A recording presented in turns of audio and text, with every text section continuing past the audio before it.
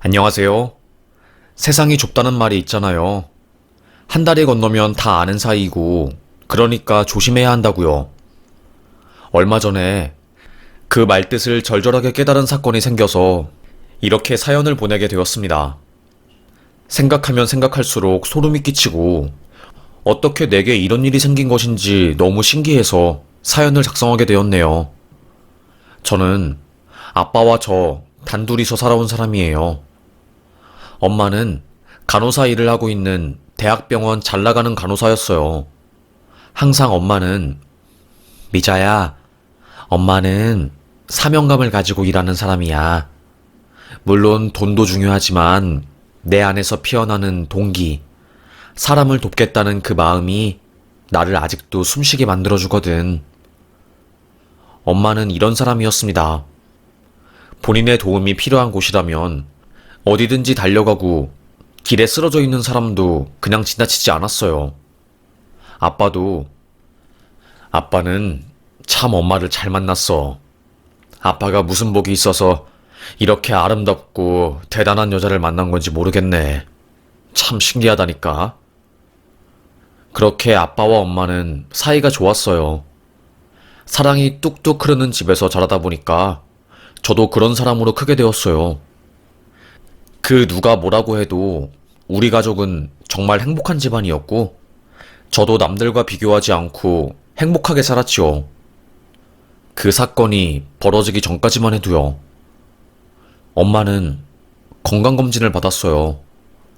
그때 담낭암이 있다는 판정을 받았고, 종양이 너무 커서 상황이 좋지 않다는 충격적인 결과였죠. 대학병원에서 환자를 돌보는 엄마였지만, 정작 본인의 몸은 치료하지 못한 채로 곪았던 것이었고, 그렇게 엄마는 3년을 투병한 뒤 돌아가셨습니다. 아빠, 어떻게 세상에 이럴 수 있어? 우리 엄마 착하게 살았잖아. 거짓말 치지 마. 어떻게 이럴 수가 있냐고. 이 세상에 나쁜 사람이 얼마나 많은데. 엄마는 왜? 엄마는 착하게 살았는데 이렇게 일찍 죽어야 하냐고. 미자야. 엄마는 너무 착해서 하늘에 있는 천사가 질투를 해서 엄마를 일찍 데리고 간 거야. 엄마가 하늘에서 우리 순이 지켜보면서 돌봐줄 거니까 마음 추스르자. 그렇게 저와 아빠는 단둘이 살게 된 것이었죠. 남은 것은 엄마의 병원빚, 3년 동안 엄마를 돌보느라 일을 하지 못하고 빚으로 생활비를 감당한 아빠의 절망, 그뿐이었습니다. 저희는 살던 집도 팔고 남의 집에 들어가게 되었어요. 한 단독주택의 지하방에서 살게 되었지요. 그래도 마당도 있고 주인 아줌마가 정말 좋으신 분 같아서 다행이었어요. 네가 우리 집 밑에서 살게 된 미자구나. 아이 이뻐라. 아줌마는 참 좋으신 분이었습니다. 아줌마도 아저씨 없이 딸이랑 둘이서 사는 것 같았어요. 아줌마는 시내에서 잘 나가는 병원을 운영하시고 계셨고, 이혼 후에 딸을 데리고 와서 산다고 들었죠. 아빠는 그래도 우리 미자가 복이 있네. 이렇게 좋은 집주인을 만나고 말이야. 우리 편히 봐주셔서 월세도 싸게 주신 분이니까 미자야, 아주머니랑 아주머니 딸한테 예의 깍듯하게 차리고 잘해주렴. 알겠지? 알겠어, 아빠. 그 집주인 아줌마 딸인 미선이 언니는 엄청 착했어요. 그리고 뭔가 어딘가에 어두운 그림자가 있었죠. 언니는 학교를 자퇴했다고 들었어요. 학교에서 왕따도 심하게 당하고 아무래도 애들이 언니를 질투했나 봐요. 언니는 얼굴도 이쁘고 키도 크고 부모님이 병원을 운영하셨으니까요. 서울에서 지방으로 내려온 후에 학교에서 적응을 못한 듯 보이더라고요. 그런데 저는 그런 언니가 더 좋았습니다. 미선이 언니, 나랑 놀래? 나 심심한데 놀아줘. 저랑 좋기 7살 이상은 차이가 났지만 언니는 항상 저를 친동생처럼 잘 대해주었어요. 그래, 우리 미자가 심심하다고 하면 언니가 놀아줘야지. 뭐하고 놀고 싶어? 언니, 내가 밥 해줄게. 에? 네가 밥을 해준다고? 우리 엄마가 음식을 엄청 잘했거든요. 저는 초등학교 1학년 때부터 엄마 옆에서 도마로 이런저런 식재료들을 만지고 노는 것을 좋아했습니다. 엄마가 돌아가시고 나서부터는 제가 음식을 했고, 어린 나이였고 고사리 같은 돈이었지만 음식을 기가 막히게 했어요. 할머니는 저보고 대장금이 따로 없다고 음식을 할머니보다 더 잘한다고 하면서 엄지를 치켜세워 주었지요. 그래서 저는 제가 좋아하는 사람들에게 저의 음식 손맛을 보여주고 싶었어요. 제가 그때 초등학교 3학년이었나? 하여튼 어린 나이였는데 밥도 짓고 은행알로 밥 위에 이쁘게 장식도 하고 미역국에 진미채까지 할 줄 아니까 미선이 언니는 너 진짜 대단하다. 맛도 너무너무 좋은걸? 와, 안 그래도 요즘 조금 힘들었는데 미자 네가 나한테 밥도 해주니까 기분 좋아. 안 그래도 우리 이름도 비슷한데 마음도 잘 맞으니까 언니가 기분이 너무 좋네. 나한테 친동생이 한 명 생긴 것 같은 기분이야. 언니는 되게 좋아했습니다. 제가 음식을 잘한다는 소식이 집주인 아줌마한테까지 소문이 들어갔고, 아주머니는 미자가 음식을 그렇게 잘한다며? 아주머니, 제가 한번 맛있는 밥 해드릴게요. 화답을 했습니다. 아줌마는 어린 것이 말도 이쁘게 하고 성숙하다고 하면서 저의 머리를 쓰다듬어 주었어요. 저는 괜시리 기분이 좋았지요. 아빠는 집주인 아줌마에게 아이고, 애가 음식하는 것만 보면 나는 미안해서 죽겠어요. 어떻게 해야 할지를 모르겠어요. 엄마가 일찍 하늘나라에 가다 보니까 내가 애를 애어른으로 키운 건 아닐까 싶기도 하고, 오히려 아빠는 저에게 미안해했어요. 하여튼 그렇게 집주인과 세입자 입장이었지만 화기애애하게 좋은 관계를 이어갔습니다. 그러다가 주말에 제가 아주머니께서 쉬는 날이실 때 장조림이랑 제가 좋아하고 가장 자신 있는 진미채를 가지고 갔어요. 아주머니, 아주머니.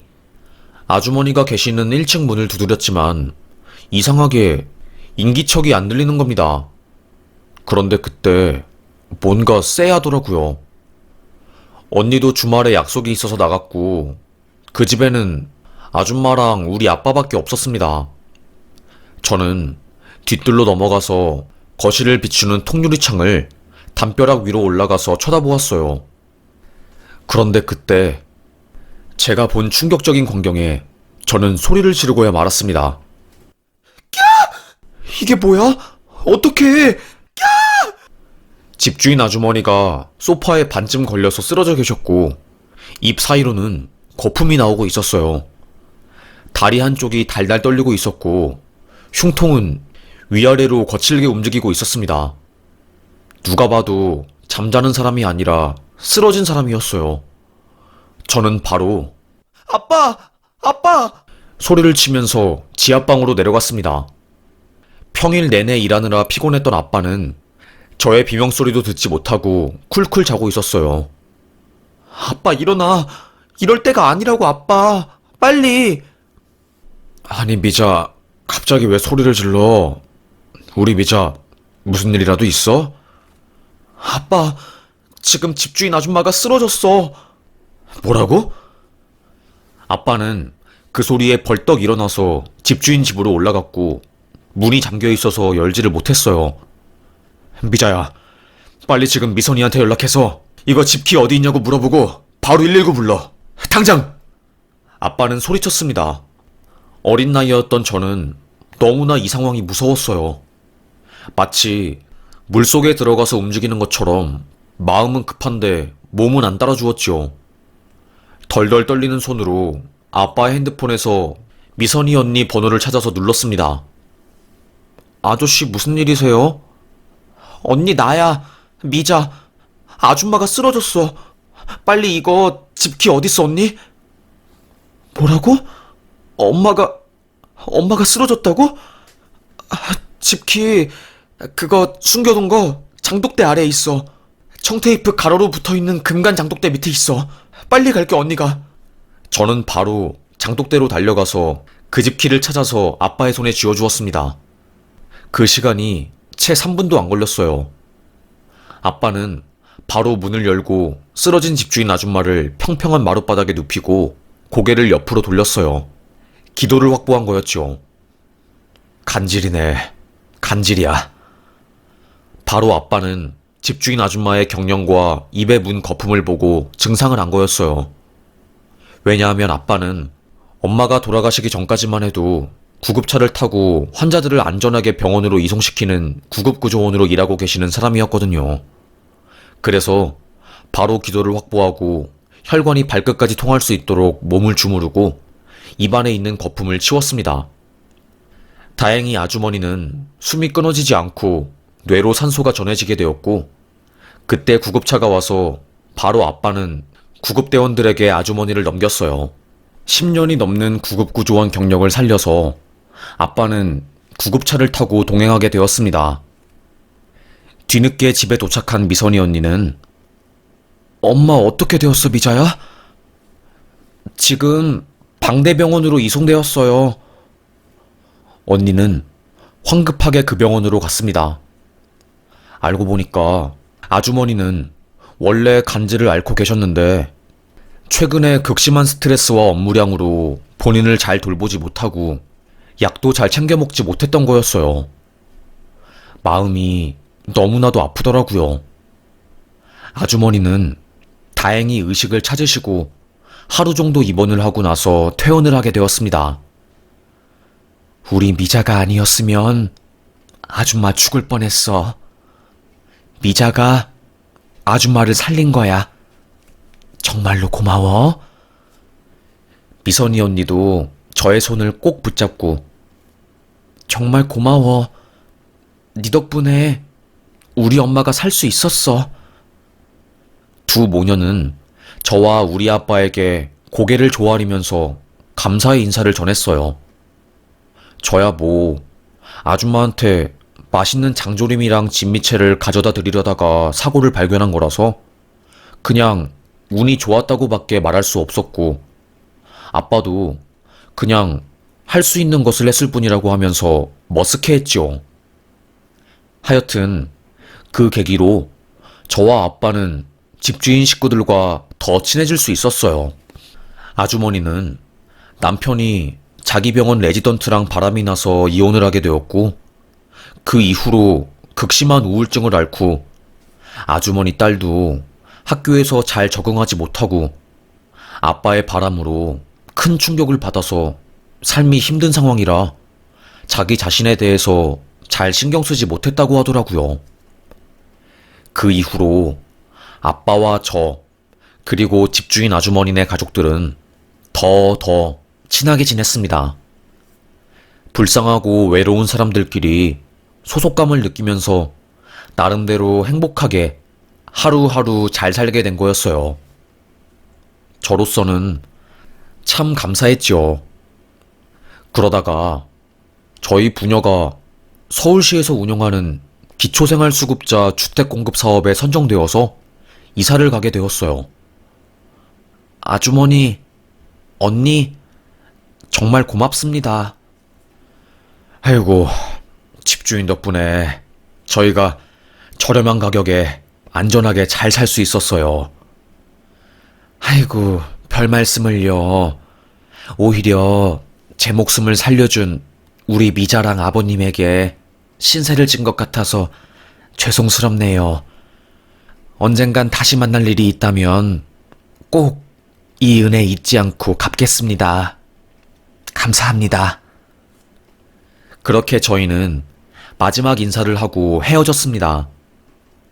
서울로 올라간 저는 지방에 있을 때랑은 차원이 다른 경쟁을 겪고 미친 듯이 공부했던 것 같아요. 아무래도 저는 엄마도 안 계시고 가정 형편도 안 좋으니까 할 수 있는 게 공부밖에 없었고 그래서 더 열심히 했던 것 같습니다.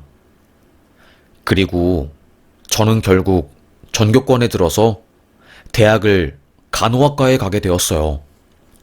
아빠는 우리 딸이 열심히 살아가지고 엄마가 살아온 인생처럼 멋지고 대단한 간호사가 되려고 하는구나.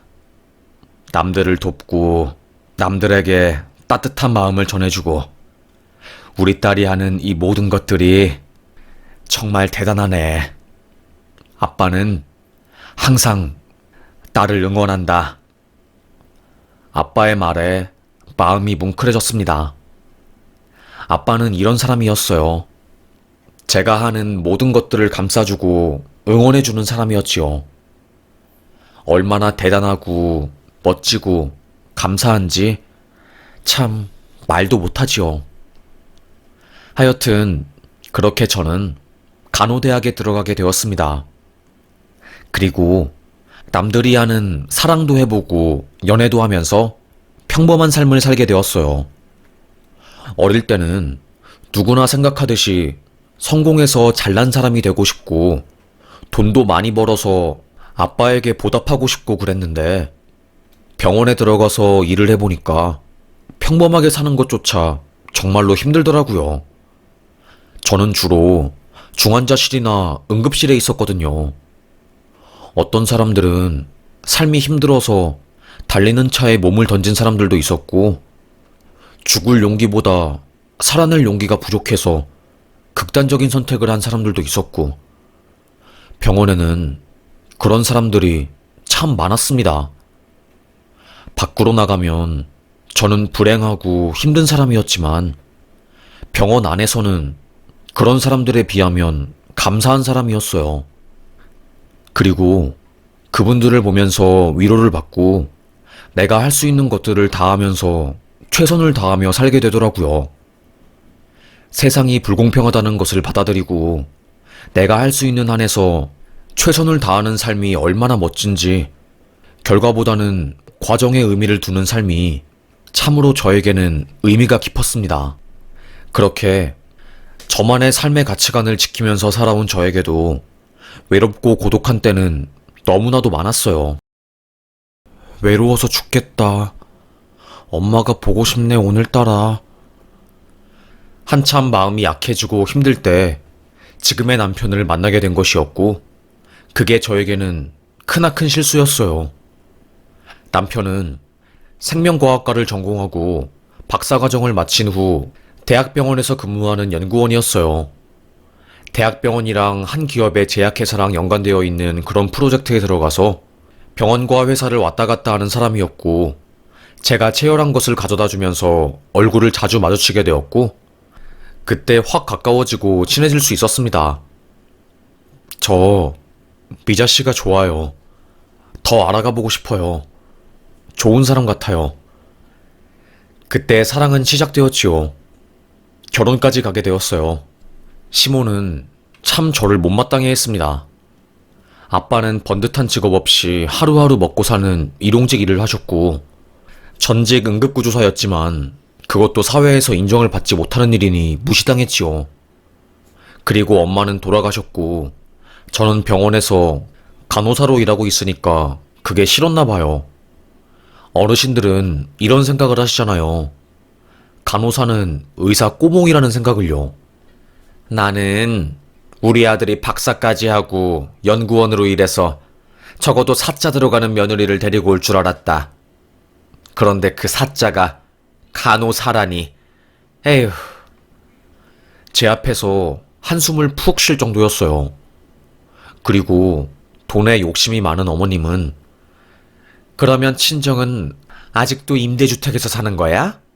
라며 저를 위아래로 훑어보셨습니다. 참 민망하더라고요. 뭐 임대주택에 사는 것은 맞지만 내가 죄를 지은 것도 아닌데 왜 이렇게 죄 지은 것처럼 마음이 무거운지. 하여튼 우여곡절 끝에 결혼하게 되었지만 남편은 연애 때와는 180도 다른 남자였어요. 자상하고 스윗한 모습은 저를 꼬시기 위해서 그 남자가 일부러 저에게 보인 모습이었고, 게으르고 마마보이인 기질만 남아있었지요. 당신, 엄마한테 아침에 전화로 인사드렸어? 어? 내가 왜? 아니, 당연히 며느리가 됐으면 아침마다 무난 인사 정도는 전화로 들을 수 있잖아. 이런 사람이었어요. 완전히 조선시대 그 자체였습니다. 할 말이 없더군요. 뭐 죽지 못해 산다는 말이 맞았지요. 저는 3교대를 하는 간호사니까 오히려 병원에서 바쁘게 일하는 그 순간이 더 행복하더라고요. 남들은 집에 가고 싶어서 안달인데 저는 신혼임에도 불구하고 집에 가지를 않으니까. 아니, 미자쌤은 왜 집에 가는 것을 그렇게 싫어해요? 신혼이니까 지금은 달콤한 시기 아닌가? 몰라요. 그냥 환자들 돌보는 게 마음 편해요. 지금 상태 안 좋은 환자도 있으니까. 애써 말을 돌렸지만 이미 동료들은 제가 남편과 사이가 안 좋은 것을 다 눈치챈 모양이었어요.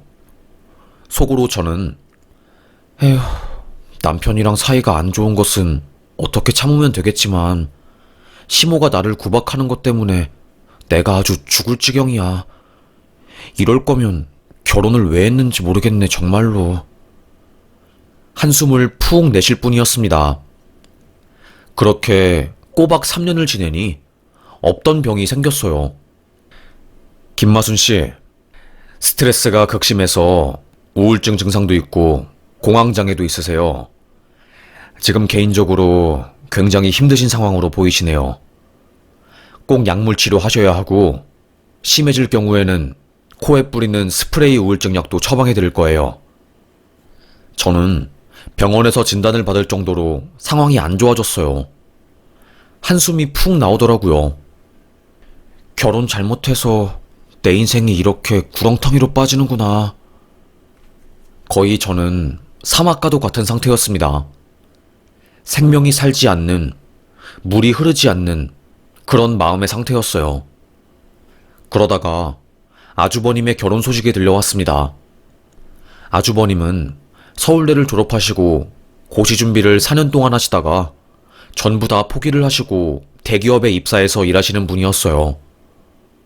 아주버님도 성격이 굉장히 깐깐하고 솔직히 말하면 시모 같은 분이었습니다. 건설 쪽에 있는 대기업을 다니느라 밤에 술 마시고 여자 끼고 논 적도 많고, 제가 예전에 강남 쪽에서 친구들을 만나다가 술집 여자들과 택시를 잡고 룸을 나가는 아주버님을 보기도 했지요. 저는 속으로 에휴, 뭐 저런 놈이 다 있냐. 참, 저 사람이랑 결혼할 여자도 불쌍하지. 이 집안은 어떻게 제대로 된 사람이 한 명도 없는 거야? 진짜 속 터져. 에휴, 나는 배우자 복도 없지. 정말로. 내가 전생에 무슨 죄를 지었다고 이렇게 힘드냐? 이런 생각을 할 정도로 좋은 남자의 기준에서 거리가 먼 아주버님이었어요.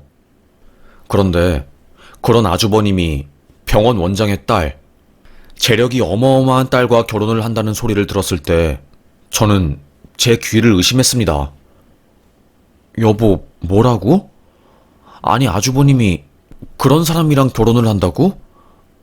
아니, 무슨 복으로 그런 여자를 잡았대? 나도 형이 신기해. 뭐 형 허우대는 멀쩡하잖아. 서울대에 좋은 기업을 다니고 있고 또 사람 자체도 나쁘지 않으니까. 시모는 21일이 상견례니까 좀 이쁜 옷 입고 오고, 의사 집안이니까 괜히 꼬봉 간호사인 티 내지 말고 기 안 죽게 명품 입고 와. 어머님은 역시나 답답했습니다. 에휴, 저는 그날 새벽까지 교대 근무라서 옷을 제대로 입고 갈 수가 없었어요. 그나마 가지고 있는 옷 중에 제일 괜찮다고 생각하는 옷을 입고 갔죠. 저야 뭐 돈이 없으니까 있는 거를 입고 갔죠. 조금 일찍 상견례장에 도착했어요. 시모도 일찍 와 있었는데 저의 꼴을 보자마자 소리를 빽 지르는 겁니다. 너 지금 입고 있는 거 뭐니? 네? 왜요? 제일 괜찮은 옷 입고 오라고 하셔서 이거 입고 온 건데. 에휴, 내가 너 때문에 정말로 창피해서 미치겠다. 이게 뭐야, 정말로. 아이고, 이거 짝퉁 아니니? 너 좀 나와봐. 안 그래도 제가 거슬렸던 시모는 자기 마음에 안 드는 옷을 제가 입고 오니까 더더욱 화가 나서 저에게 소리를 지른 거였어요. 영문도 모른 채 복도로 끌려 나온 저였습니다. 시모는 저의 옷깃을 잡고 화장실로 끌고 갔어요. 너 진짜? 내가 오늘은 좋은 날이라서 화를 안 내려고 했는데 이게 대체 뭐 하는 짓이니? 너 왜 그러니? 할 말이 없다, 정말로.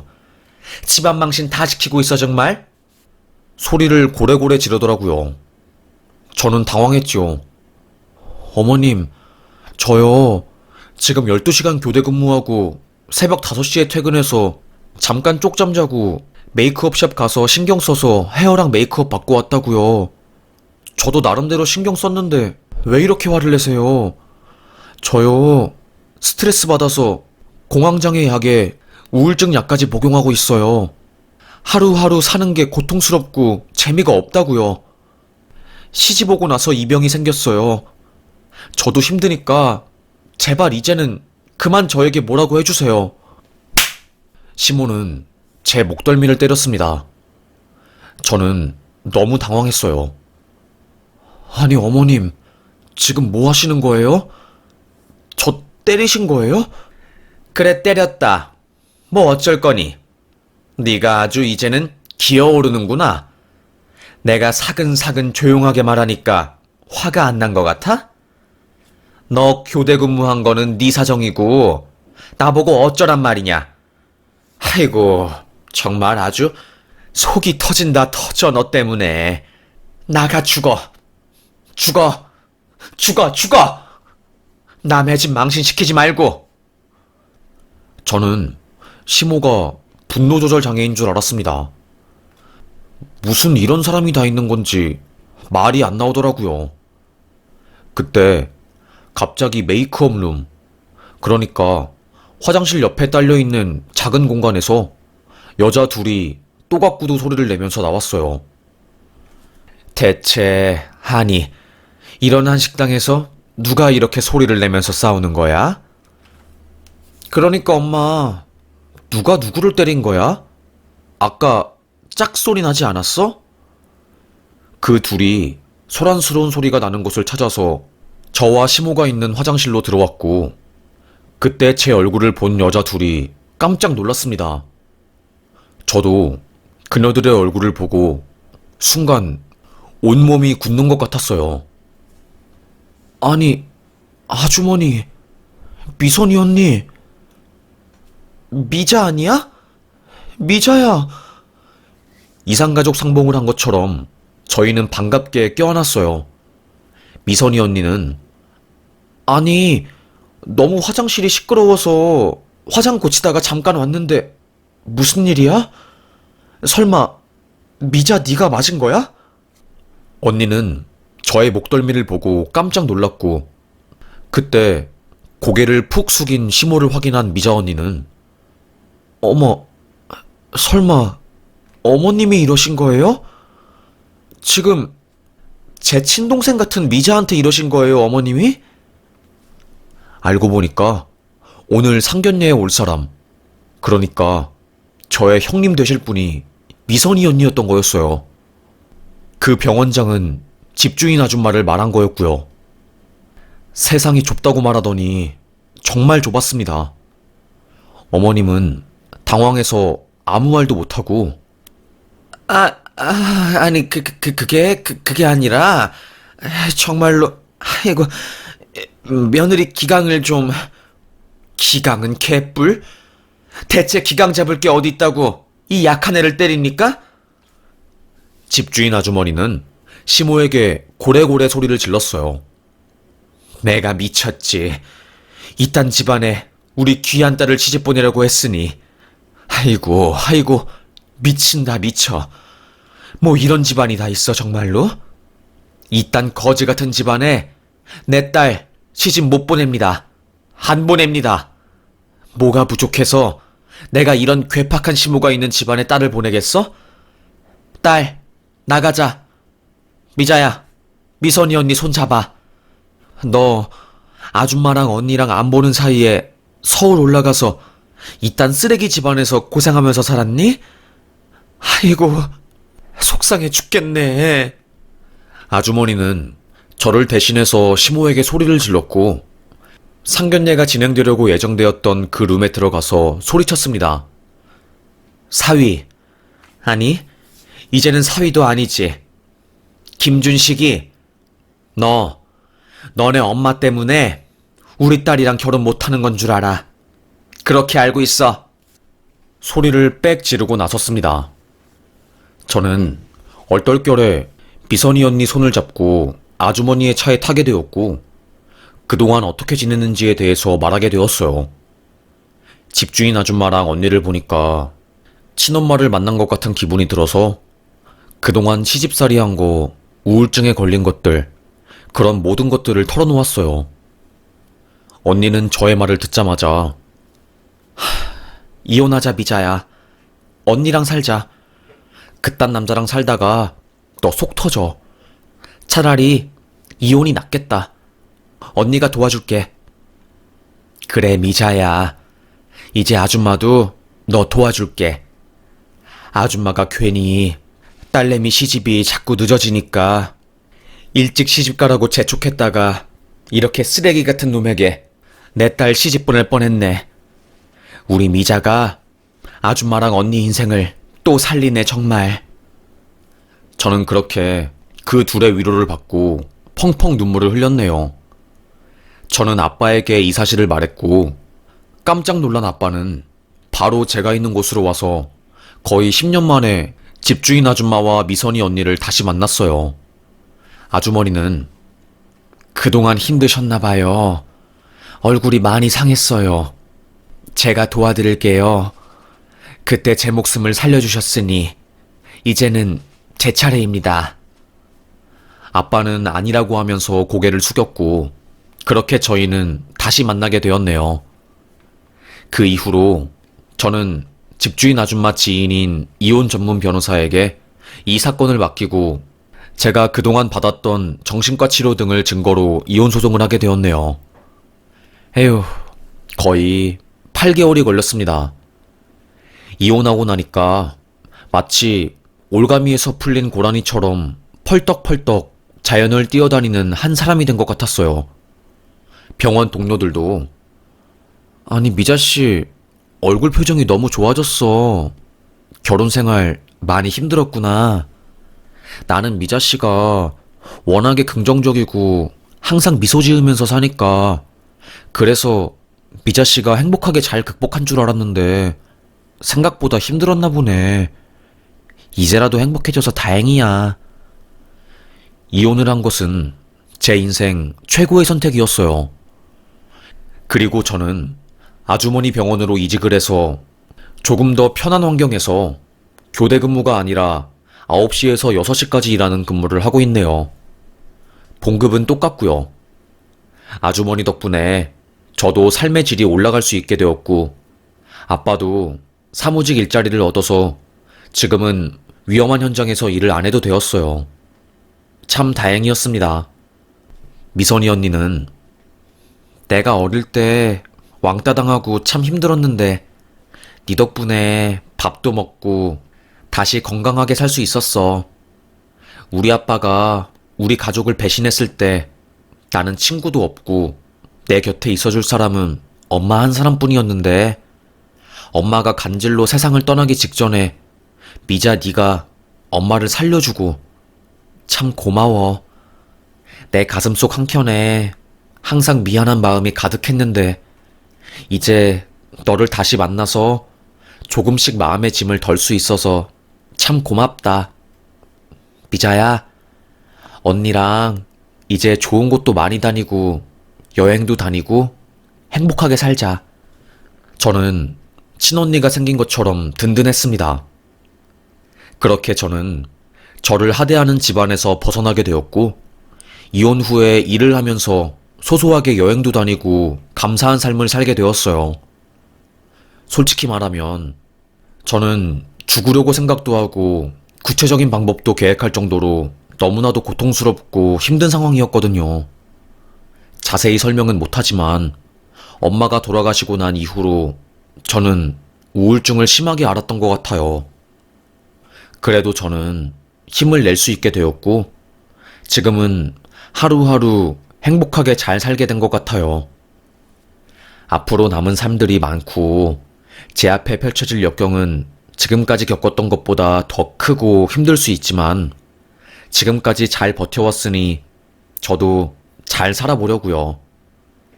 세상에는 힘든 사람들이 많으니까 나만 힘든 게 아니라고 생각을 하고 잘해보려고 합니다. 참 힘들고 마음이 무겁고 한 걸음 한 걸음 내딛는 게 아직도 어색하고 힘들지만 그럼에도 불구하고 노력하면 삶은 나아질 수 있을 거라고 생각을 해요. 여러분, 저의 이야기를 이렇게 끝까지 들어주셔서 감사해요. 내가 과거에 맺었던 인연이 십수년이 지나서 나에게 엄청나게 큰 행운으로 돌아오고 절벽에 있는 나를 살려줄 거라고 생각도 못했네요. 그럼 저의 이야기를 이렇게 들어주셔서 감사합니다. 여러분도 부디 힘든 상황에서 벗어나서 행복해지셨으면 좋겠어요. 우리의 인생은 결과가 아니라 과정 속에서 행복해야 하니까요. 저는 그렇게 생각하려고 합니다. 우리 아직 젊어요. 그리고 저는 이혼을 끝이 아니라 시작이라고 생각해요. 그럼 감사합니다. 여기서 이야기 마무리 짓겠습니다. 우리 모두 힘내자고요.